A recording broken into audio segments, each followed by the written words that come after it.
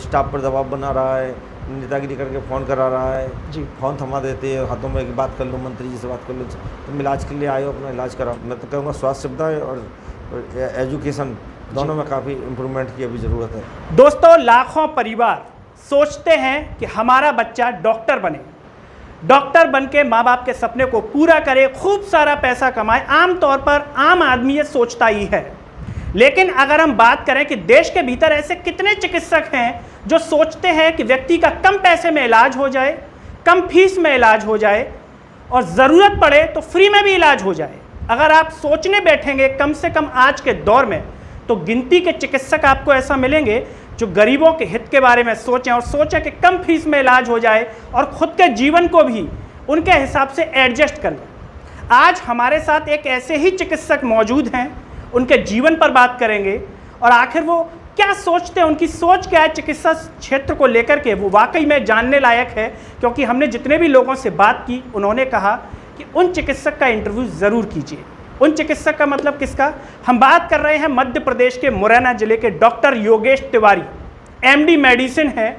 इनके जीवन में जो जानने लायक बातें हैं काफ़ी रोचक हैं, आपको भी पसंद आएगी और आपके जीवन को भी कहीं ना कहीं प्रभावित करेंगी।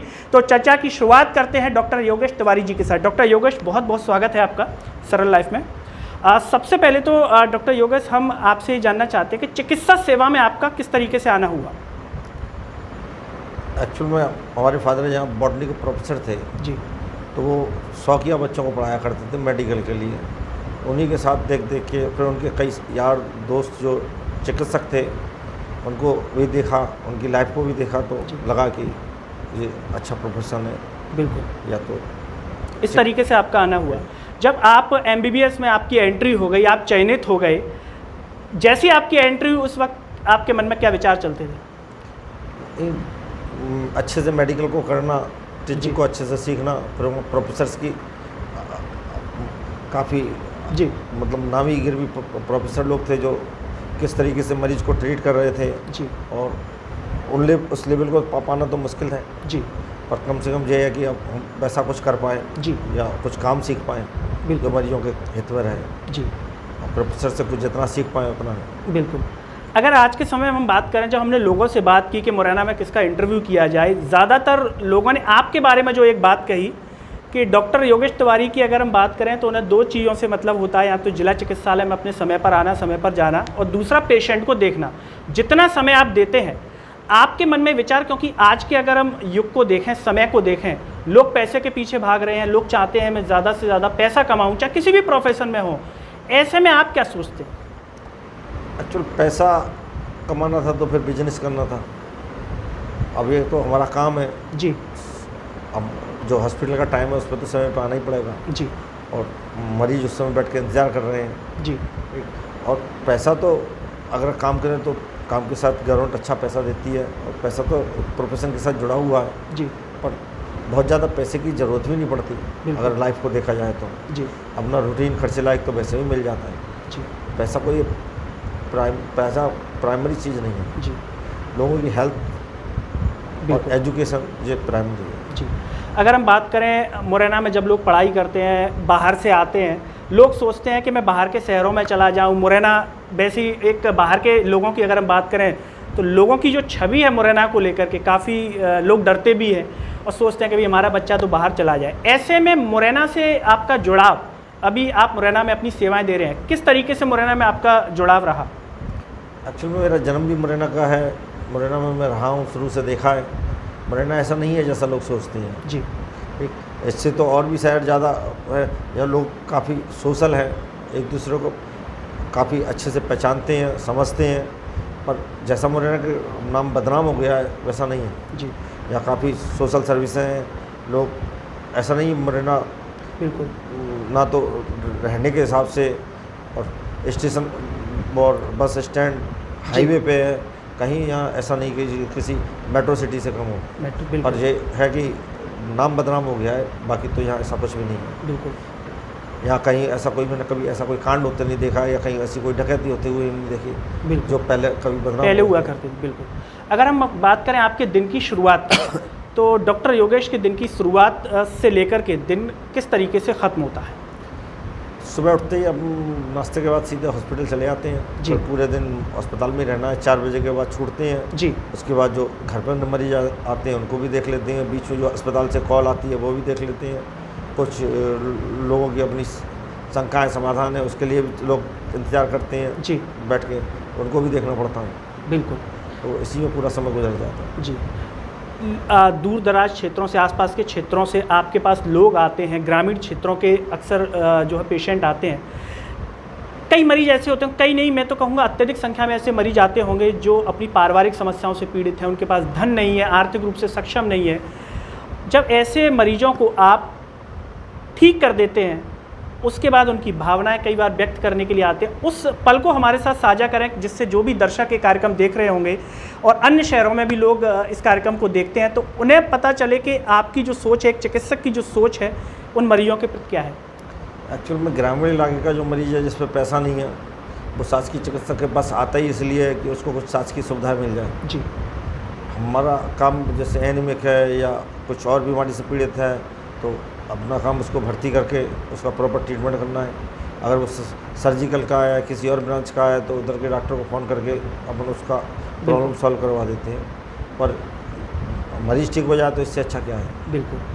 और वो तो क्या है कि जो जी। पुअर पेशेंट है उसका जो पूरी कमाई है एक्चुअल में इसी में ख़त्म हो जाती है इलाज के दौरान ही। और शासकीय सुविधाएँ उसको मिल जाती हैं तो अच्छा है। वैसे भी शासन की कई सारी योजनाएं, आयुष्मान भारत है और जी। जो मुख्यमंत्री की बाल जीवन योजना, जिसमें कई लोगों के बाल का रिप्लेसमेंट और इसका बहुत मतलब फ़ायदा मरीजों को मिला है, देखने को मिल रहा है। बिल्कुल, वो काफ़ी अच्छा है। जी। जैसा कि अभी आपने कई ब्रांचेस की बात की, एमडी मेडिसिन में आप आना चाहते थे या किस तरीके से एमडी मेडिसिन ब्रांच को आपने चुना? एक्चुअल में ब्रांचें तो और भी मिल रही थी, रेडियोलॉजी और ये, पर मेडिसिन में क्या है कि एक जनरल प्रैक्टिस रहती है, जनरल पेशेंट से जुड़ाव रहता है, इसलिए इसको चुना। बिल्कुल। बात करें हम, अभी हाल ही में लोगों ने कोविड का दौर देखा है, और जब कोविड की शुरुआत हुई थी, लॉकडाउन लगा था, इतना भय था लोगों के मन में कि लोग किसी के पास नहीं आ रहे थे। ऐसे में जब हमने लोगों से बात की तो आप उस समय चिकित्सालय में सेवाएं दे रहे थे बेखौफ होकर के। क्या आपको उस समय डर नहीं लगा? वो बीमारी नहीं थी, पता नहीं था, कोई जानकारी ठीक तरीके से नहीं थी, ऐसे में आपका उस समय जो काम कर रहे थे उसको लेकर के ज़रा आप बताएं। एक्चुअल में चाइना के वीडियो देखे थे जी, और महामारी के बारे में सुन रखा था, अब चूँकि फेस तो करना ही था जी। अब डर के समस्या का हल नहीं हो सकता था। पहले से मैं और मेरे साथ डॉक्टर राघवेंद्र यादव थे जी। हम लोगों ने सोच ही रखा था पहले से कि अब पीछे तो हट नहीं सकते जी। जो है होना है वो होगा ही, बिल्कुल। तो काम तो करना ही पड़ेगा। और किस तरीके की बीमारी है, कैसे उसको फाइट करना है, जी। इसमें पेशेंट किस तरीके का प्रेजेंटेशन लेके आएगा, जी। कितना सीरियस होगा, उसको सोच समझ के, और जैसा सीनियर डॉक्टर्स ने बताया और जो सीनियर मेडिकल कॉलेज से जो निर्देश मिले, बिल्कुल, वो अपनी किट वगैरह पहन के उसके हिसाब से हमने कोशिश की, और ऊपर वाले की कृपा है कि दोनों ही बचे रहे। बिल्कुल। अगर हम डॉक्टर योगेश बात करें, आज के समय में आपके बारे में कहा जाता है कि आप अपने समय का पूरा उपयोग कर लेते हैं। अगर कोई पेशेंट आपको बाज़ार में भी टकरा गया, ज़रूरतमंद है, तो आप वहाँ भी तुरंत जो है प्रिस्क्रिप्शन लिख देते हैं। इसको लेकर के ज़रा आप साझा करें, क्योंकि हमने भी कई चिकित्सकों के इंटरव्यूज़ किए हैं। वास्तव में ये यूनिक चीज़ है और आप पहले चिकित्सक हैं जो इस तरीके से मरीजों का इलाज कर देते हैं, समय का पूरा उपयोग करते हैं। तो इसके पीछे आपकी सोच क्या है? शुरुआत कैसे हुई कि इस तरीके से मैं कर दूं? वरना लोग कहते हैं हाँ ठीक है, क्लिनिक आ जाना, हॉस्पिटल आ जाना, आप ऐसा कुछ नहीं कहते। एक्चुअल में जिला चिकित्सालय में ज़्यादातर पूरे पेशेंट आते हैं, संख्या बहुत ज़्यादा होती है जी। और मरीजों की छोटी छोटी प्रॉब्लम्स होती हैं, सर्दी जुकाम खांसी, किसी को एक ट्यूब लेना है या किसी को एक्सरा लिखवाना है, किसी को अल्ट्रासाउंड लिखवाना है, तो ये चीज़ें तो हो जाती हैं। पर मरीज को अपन रास्ते में चल के प्रॉपर वे में एग्जामिन नहीं कर सकते, ना ढंग से देख सकते। सच्चाई ये है कि मरीज को बैठ के क्लिनिक पर तरीके से एग्जामिन करके ही देखा जाता है। पर चूँकि जो संख्या जितने हिसाब से मरीज हैं और जिस हिसाब से कम संख्या में डॉक्टर्स हैं, तो पेशेंट भटक रहा है, तो उससे अच्छा ये है कि उसको डायरेक्शन तो दे दें, बिल्कुल, या उसको दवाई दे के उसे बता दें कि शाम को यहाँ दिखा लेना, बिल्कुल, या ये अभी तो काम चला लो। जी। आप जो है पेशेंट्स को देखते देखते रात हो जाती है, कई बार 10 बज जाती है, 11 भी बज जाती है, आप अपने इलाज करते हैं। कई बार घर वाले या आपकी धर्मपत्नी जी नहीं कहती इतने समय तक आप देख रहे हैं, ऐसा कभी घर वालों की तरफ से? हाँ, शुरू में झुंझलाहट होती थी, पर जितने उन लोगों को आदत हो गई जी कि अब इनका प्रोफेशन ही ऐसा है कि हम कोई दूसरा काम करते ही नहीं है इसके अलावा, मरीज़ देखने के अलावा, बिल्कुल, तो अब वो ज़्यादा करते नहीं है परेशान। जी। अगर हम बात करें आपके परिवार की, आप डॉक्टर हैं और जैसा कि आपने कहा कि बॉटनी पढ़ाते थे आपके पिताजी, अगर हम बात करें आपके बच्चों की, आज के समय की अगर हम बात करें तो देखने में आता है कि माता पिता बच्चों से एक सपना संजो लेते हैं। आपके कितने बच्चे हैं और आप अपने बच्चों को किसी रूप में देखना चाहते हैं या आपने स्वतंत्र रूप से उनके ऊपर छोड़ रखा है कि भाई आपको जिस दिशा में जाना है, जिस प्रोफेशन में जाना है, उसमें आप जा सकते हैं? एक्चुअल में बहुत तेज़ी का दौर है और वो बच्चे बहुत सारी चीज़ें समझ भी नहीं पाते हैं। जी मेरी 2 बेटियां हैं। मेरी एक बेटी तो इस समय मेडिकल कॉलेज में जी फर्स्ट ईयर की स्टूडेंट है, जी दूसरी अभी 10th क्लास में है। उसको किधर जाना है ये उस पर ही डिपेंड करता है, बिल्कुल। पर बच्चे अपना खुद ही चुनते हैं जी उनको क्या करना है। पर ये है कि मेहनत तो करनी ही पड़ती है, बिल्कुल। और उन्हें करनी भी चाहिए। जी। अगर हम बात करें मुरैना में स्वास्थ्य सुविधाओं को लेकर के, आप इतने लंबे समय से हैं, आपने हर दौर मुरैना का देखा है, आपने पढ़ाई की, आज चिकित्सक के तौर पर आप पदस्थ हैं, कितना बदलाव आप देखते हैं स्वास्थ्य क्षेत्र में पहले की अपेक्षा में, और आने वाले समय में क्या बदलाव होने चाहिए मुरैना में? ज़मीन आसमान का अंतर है। पहले बहुत छोटा सा हॉस्पिटल था, एक छोटे से कमरे में सब चला करता था, फिर वो 300 बेडेड हुआ। अब जो डिलीवरियाँ गाँव में हुआ करती थी, मैं जब मैंने PSC पे ज्वाइन किया था उस समय ये CSC सीमांक बीमांक नहीं हुआ करते थे जी। और जो हमारी जो टीचिंग भी हुआ करती थी उसका स्टैंडर्ड भी उतना अच्छा नहीं होता था। समय के साथ तो बहुत सारी चीज़ें बदल गई हैं।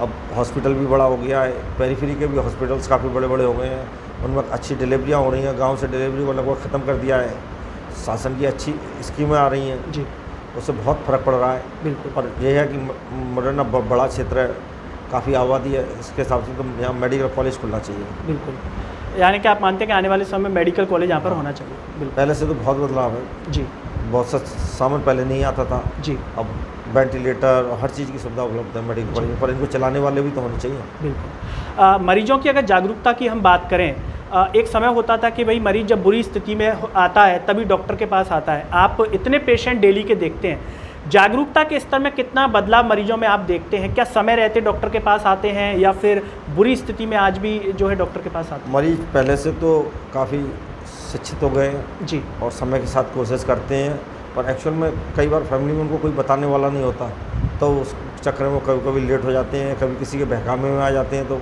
इधर उधर चले जाते हैं, प्राइवेट वगैरह में फंस जाते हैं। और मरीज़ पहले से काफ़ी शिक्षित हैं और वो अपना आयुष्मान कार्ड को बनवाना और पैसे का हिसाब भी रखना और स्वास्थ्य का हिसाब भी रखना पहले से काफ़ी इम्प्रूव कर लिया उन्होंने। जी फिर भी पेरीफेरी के काफ़ी मरीज़ ऐसे हैं जो बेचारे अभी नहीं जानते। जी। अगर हम बात करें आपके अनुसार एक चिकित्सक को कैसा होना चाहिए आपके अनुभव के आधार पर? मेरे ख्याल से हम्बल होना चाहिए, स्पेशली पेशेंटों के प्रति, जी और अपने काम के प्रति ईमानदार होना चाहिए। जी। मरीजों से आप इतना मिलते हैं प्रतिदिन, इतनी OPD है आपकी, मरीजों की ऐसी कुछ बातें, कुछ गलतियां जो आप उन्हें इस कार्यक्रम के माध्यम से बताना चाहें जो मरीजों को आमतौर पर नहीं करनी चाहिए? मरीज हमेशा एंजाइटी में रहते हैं। जी एंजाइटी ख़राब है, मरीज को तो ठीक होने के लिए आया है, वो स्टाफ पर दबाव बना रहा है, नेतागिरी करके फ़ोन करा रहा है, जी फ़ोन थमा देते हैं हाथों में कि बात कर लो, मंत्री जी से बात कर लो।